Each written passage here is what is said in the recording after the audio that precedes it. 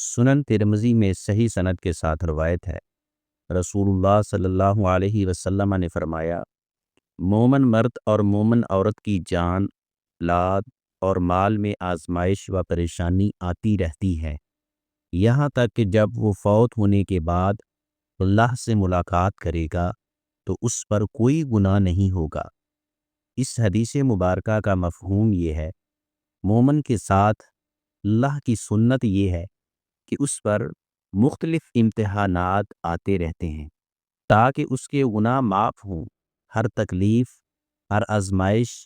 پریشانی، ہر بیماری، ہر نقصان گناہوں کا کفارہ بنتے ہیں۔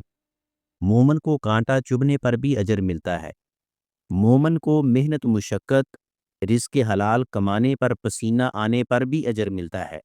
ہر تکلیف اللہ کی ناراضگی نہیں ہوتی،